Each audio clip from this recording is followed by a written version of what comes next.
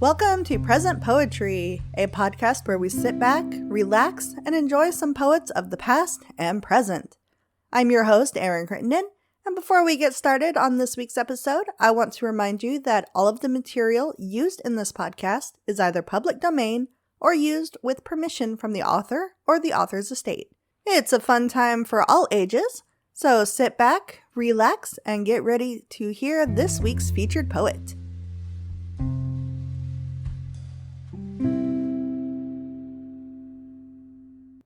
This week's featured poet is Mary McCarthy. Mary McCarthy is a retired registered nurse who has always been a writer.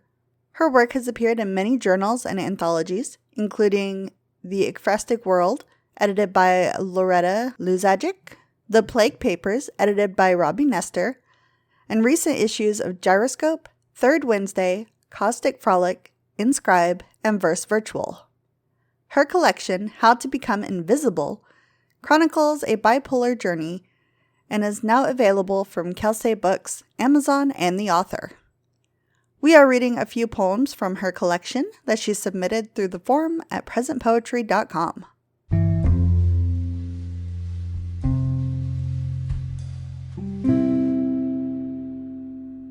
This poem is called How to Become Invisible. Lose your job, your mind, your husband. Step over the lines, off the map, into unmarked alleys.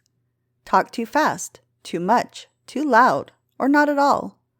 Balk at the strangeness of ordinary things. Spot the dark intent behind their bland disguises. Walk too close to the edge of every conversation. Answer the words behind the words they say. Forget to smile, to wash, to comb your hair. Wear your clothes carelessly. Count the rough stitches where the patchwork world threatens separation. Carry your ghosts with you, shuffling and mumbling in long procession that follows you down the street, where no one sees you now.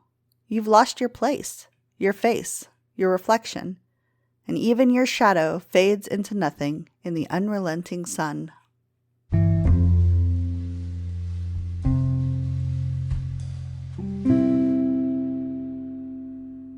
This poem is called Metamorphosis and Mood Swings. Sometimes I am Byzantine, winged and intricate as an insect, a mantid, with many jointed legs, hard and jeweled as a beetle, soft as a moth. Sometimes I am sad, muddled and formless, tired and full of rain. My tears flow endlessly down a salty river, where, like a new Ophelia, I barely keep afloat, and nothing can reach me. Sometimes I fly like a steel needle, through air clean and sharp as a cut. I feel everything at once, elbow deep in trees, their leaves caress my face, and I can feel their roots curl in the earth. Sometimes I am too fast for anyone to catch. I can do and do more than I ever could before. I go beyond the need for sleep, inventing unusual uses for every hour. And sometimes I am far too tired to be anyone, to walk or speak or think, so I shut down and send them all home with a note that I won't be back until the next resurrection.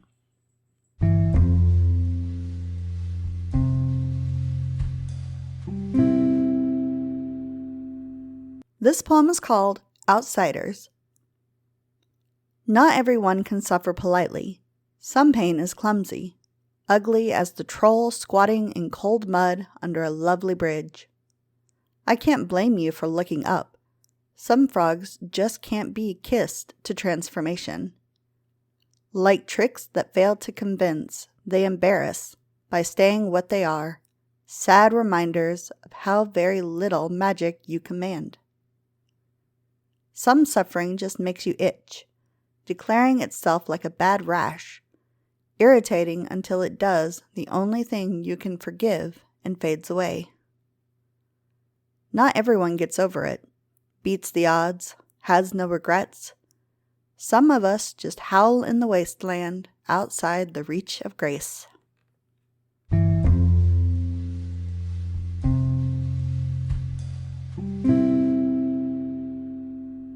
This poem is called Unfit, based on a Hausa bird headdress.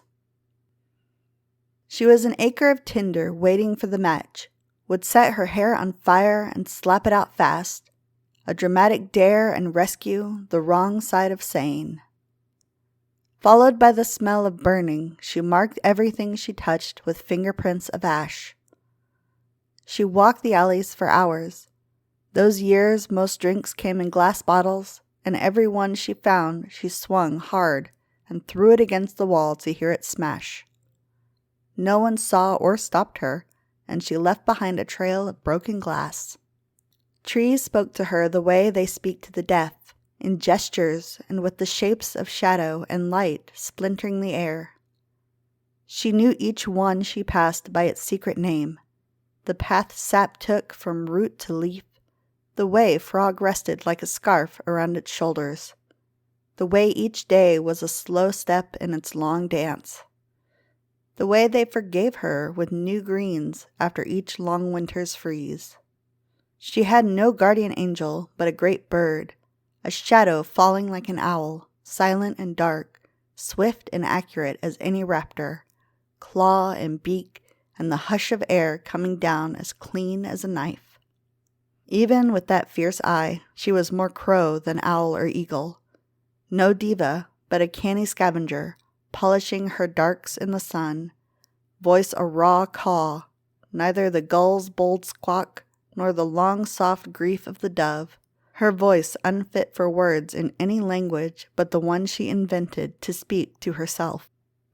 Arms spread like wings, she wore her fury like a crown, a totem, a warning, a bird whose silent scream could turn men's bones to sand, leaving her there at last a queen, triumphant and alone.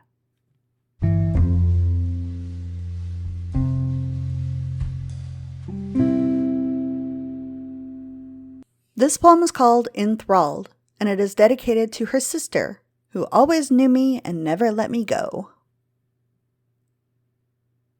I found myself lost, black, mechanical, an alien left behind. I had razor blades instead of bones beneath my skin.